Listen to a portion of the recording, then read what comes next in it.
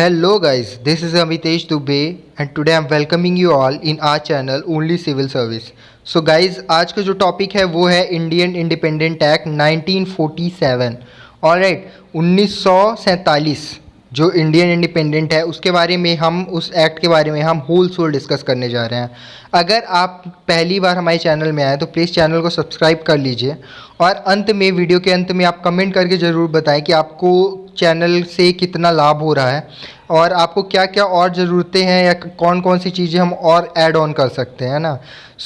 ये कुछ बैकग्राउंड है जिसको मैं बताना चाहूँगा. अगर आपने इस वीडियो को पहली बार देखा है तो मैं बता दूं कि इसके पहले के जो वीडियोज़ हैं है ना, that is from regulating act of 1773 से लेके और अब तक का जो लास्ट एक्ट है historical background of Indian constitution के, ये पूरी सीरीज़ है. इसको आप पहले देखें. अगर आप डायरेक्ट इस वीडियो को देखेंगे तो आपको बहुत सारी चीज़ें समझ में नहीं भी आएंगी क्योंकि हो सकता है कि टर्मिनोलॉजी समझ में ना आए, बट मैं पूरी कोशिश करूंगा कि सारी चीज़ें कवर करता जाऊं. ऑलराइट, बैकग्राउंड में चलते हैं. तो बैकग्राउंड में बताना चाहूँगा कि कैबिनेट मिशन के बारे में थोड़ा सा कैबिनेट मिशन के बारे में बता दूं कि 1946 में आया था और कैबिनेट मिशन के थ्रू ही कॉन्स्टिट्यूएंट असेंबली बनी थी भारत की. तो ये कॉन्स्टिट्यूएंट असेंबली क्या है? तो कॉन्स्टिट्यूएंट असेंबली के बारे में बताना चाहूँगा कि the constituent assembly is that body which was responsible for the making of Indian constitution. ठीक है, भारत के संविधान को बनाने के लिए जो जिम्मेदार थी वो थी कॉन्स्टिट्यूएंट असेंबली. कॉन्स्टिट्यूएंट असेंबली को काम दिया गया था कि भारत के संविधान को निर्माण कीजिए आप, है ना. फिर आपकी बात आ जाती है, ये 24 नहीं है, ये 20th फरवरी है, यहाँ पे मिसप्रिंट हो गया है. 20th फरवरी 1947 को क्लेमेंट एटली जो थे ब्रिटेन के प्रधानमंत्री उस समय के थे, है ना. ये 1947 टाइम पे वही प्रधानमंत्री थे. तो उन्होंने एक हिस्टोरिकल डिक्लेरेशन की कि जो ब्रिटिश रूल है इंडिया में उसको, ये ब्रिटिश जो है ब्रिटिश शासन है वो 30 जून 1948 को मतलब ख़त्म कर दी जाएगी. 30 जून 1948 को पूरी तरह से ख़त्म कर दिया जाएगा ब्रिटिश रूल इन इंडिया और इंडिया को इंडिपेंडेंस मिल जाएगी. ऑलराइट, बट जो ये डिक्लेरेशन थी ना, ये डिक्लेरेशन को पूरी तरह से ख़त्म कर दिया गया, नहीं माना गया. किसके द्वारा? कांग्रेस के द्वारा भी नहीं माना गया और मुस्लिम लीग के द्वारा भी नहीं माना गया क्योंकि मुस्लिम लीग की तो ऑलरेडी डिमांड थी कि इनको एक separate nation that is Pakistan चाहिए है ना. तो ये मुस्लिम लीग का डिमांड थी और कांग्रेस की डिमांड ये थी कि 1948 तक नहीं, हमको मतलब उसके पहले ही मतलब एज सून एज पॉसिबल जो है हमको क्या चाहिए, इंडिया को इंडिपेंडेंस चाहिए है. ऑलराइट, आगे बढ़ते हैं तो माउंटबेटन प्लान के बारे में बात करते हैं. जब ये प्लान जो है, जब उनका जो क्लेमेंट एटली जी का जो एक तरह से प्रस्ताव है ना, प्रपोजल है जो तो एक्सेप्ट नहीं होता है, तो उसके बाद आता है माउंटबेटन प्लान. माउंटबेटन प्लान को ही पार्टीशन प्लान भी बोलते हैं ना. पार्टीशन प्लान क्यों बोलते हैं? क्योंकि यही प्लान इन्हीं के द्वारा, माउंटबेटन जी के द्वारा ही एक प्लान निकाला जाता है जिसके थ्रू इंडिया को दो भागों में बांट दिया जाता है, दैट इज़ पाकिस्तान और इंडिया. ठीक है, तो दो अलग अलग इंडिपेंडेंस डोमिनियन हो जाते हैं, that is India and the Pakistan. वही चीज़ लिखी हुई है कि the Indian independent act was based upon the Mountbatten plan. और जो ये भारत का इंडियन इंडिपेंडेंट एक्ट 1947 है ना, उसका ये बैकग्राउंड इसका माउंटबेटन प्लान ही है. और अगर हम देखा जाए तो पार्लियामेंट, ब्रिटिश पार्लियामेंट में 5 जुलाई 1947 को क्या होता है, ये पास हो जाता है और इसको एसेंट दी जाती है जुलाई 1947 में. तो इसको ब्रिटिश जो वहाँ की क्राउन होती है उसको एसेंट मिल जाता है और पूरी तरह से फोर्स में आ जाता है. ऑलराइट, अब आते हैं मेन फीचर्स के बारे में, इंडियन इंडिपेंडेंट एक्ट 1947 के बारे में. ऑलराइट, तो इसके मेन जो फीचर्स हैं उसके बाद हम कर लें. तो it provide for the two dominion that मतलब that is India and the Pakistan. मैंने ऑलरेडी बताया हुआ है आपको. उस समय पर ऐसे था माउंटबेटन प्लान में दो अलग अलग स्टेट्स जो हैं डिवाइड हो गए थे. ठीक है, that is India and the Pakistan.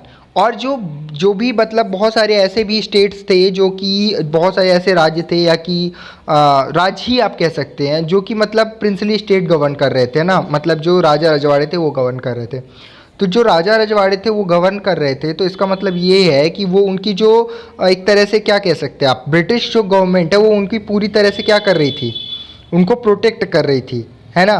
तो वो पूरी तरह से ख़त्म हो जाता है after the Cummins of Indian independent act 1947. ठीक है, the boundary between two dominion states determined by the boundary commission. एक बाउंड्री कमीशन आती है। अब भाई देखिए दो स्टेट्स बनेंगे, है ना। फॉर एग्जांपल जैसे ये इंडिया, एक बेसिक सा डायग्राम ले लेते हैं, और इधर का ये एरिया जो है पाकिस्तान है, ठीक है। तो इनकी बाउंड्री कैसे तय होगी? पहले इधर भी था और इसको ईस्ट पाकिस्तान, जो ये आपका बांग्लादेश है आज का प्रेजेंट का, उसको बोलते थे। तो ये जो ये एरिया कैसे डिसाइड होंगी कि कौन सा हिस्सा कहाँ पे जाएगा, कितना हिस्सा, और कौन सी बाउंड्री बनेंगी? तो उसके लिए एक बाउंड्री कमीशन बनाई गई, है ना। तो जिसके जो चेयरमैन थे या जिसको हेड कर रहे थे वो थे सर साइरिल साइरिल रेडक्लिफ, शायद यही प्रोनाउंसिएशन है इनका। तो ये जो थे इनको हेड बनाया गया था, और आपने रेड क्लिफ लाइन के बारे में सुना होगा, इन्हीं के नाम पे रखी गई है। ऑलराइट, थर्ड पॉइंट पे चलते हैं। थर्ड पॉइंट भी बहुत ही बेसिक पॉइंट है, बोलता है ended the British rule in India and India become sovereign state. अब सोवरेन स्टेट के बारे में आप पूछेंगे कि सोवरेन स्टेट क्या होता है। तो सोवरेन स्टेट मतलब ऐसा स्टेट जो अपने डिसीजंस खुद लेता है, that is external and internal both the decisions are taken by that country only. And कोई भी बाहर का जो मतलब एक्सटर्नल फोर्स है या एक्सटर्नल प्रेशर है वो हावी नहीं होगा। तो ये है सोवरेन स्टेट। तो ब्रिटिश का जो कानून था वो ख़त्म हो गया, ब्रिटिश का रूल ख़त्म हो गया। अब इंडिया क्या है, खुद की एक सोवरेन स्टेट बन गया, ठीक है। अब बोला जा रहा है कि जब तक नया कॉन्स्टिट्यूशन नहीं बनेगा, जब तक नया कॉन्स्टिट्यूशन नहीं बन जाता है, तब तक क्या होगा कि जो गवर्नमेंट ऑफ इंडिया एक्ट 1935 था उसी के प्रोविजंस को मान के देश चलेगा। ऑलराइट, और मान लीजिए अगर किसी भी इमरजेंसी के लिए कानून की व्यवस्था मतलब ज़रूरत पड़ती है, तो उसके लिए जो कॉन्स्टिट्यूएंट असेंबली है, सॉरी कॉन्स्टिट्यूएंट बॉडी है जो बनाई गई थी, कॉन्स्टिट्यूएंट असेंबली, उसके थ्रू रूल बना दिए जाएंगे अगर इमरजेंसी पड़ती है। फिर बोलता है abolition of secretary of state. अब सेक्रेटरी ऑफ स्टेट का एबोलिशन कर दिया जाता है। क्यों किया जाता है, उसके पीछे बैकग्राउंड है, आपने पढ़ा होगा लास्ट जो वीडियोस लेक्चर्स थे उनमें पढ़ा होगा। इसलिए कर दिया जाता है क्योंकि जो ये वाइस रॉय है, वाइस रॉय की पोस्ट हटा दी जाती है, और वाइस रॉय की पोस्ट हटाने के बाद न्यू पोस्ट बनाई जाती है, गवर्नर जनरल ऑफ इंडिया की पोस्ट बना दी जाती है ना। वाइस रॉय हटा दी जाता है। अब आपको याद होगा कि सेक्रेटरी ऑफ स्टेट का क्या काम था। सेक्रेटरी ऑफ स्टेट का काम था मतलब जो इंडिया का वाइस रॉय था, है ना, जो कि ब्रिटिश रूल इन इंडिया को रिप्रेजेंट करता था इंडिया में। तो ये जो वाइस रॉय है, तो वाइस रॉय इंडिया में क्या हो रहा है, कैसा चल रहा है, वो सब की रिपोर्ट किसको करता था, सेक्रेटरी ऑफ स्टेट को करता था। और सेक्रेटरी ऑफ स्टेट क्या करता था कि पार्लियामेंट में मतलब इंडिया में क्या चल रहा है, कैसा चल रहा है, तो उसके बारे में, उसके संदर्भ में सेक्रेटरी ऑफ स्टेट पूरी जानकारी ब्रिटिश पार्लियामेंट को ब्रिटेन में देता था। ये सेक्रेटरी ऑफ स्टेट एक ब्रिटिश कैबिनेट का ही मेंबर होता था। तो जब वाइस रॉय ही नहीं है, जब इंडिया को पूरी तरह से इंडिपेंडेंस मिल गई है, तो सेक्रेटरी ऑफ स्टेट का क्या काम, तो इसलिए इसका एबोलिशन कर दिया जाता है, ठीक है।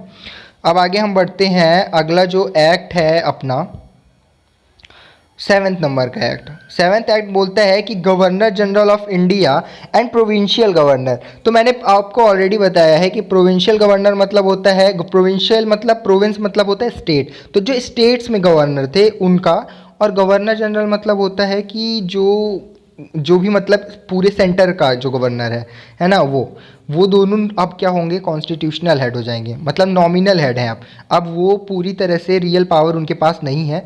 रियल पावर किनके पास है, इलेक्टेड बंदों के पास, है ना। ये सिर्फ अब नॉमिनल हेड हो गए हैं।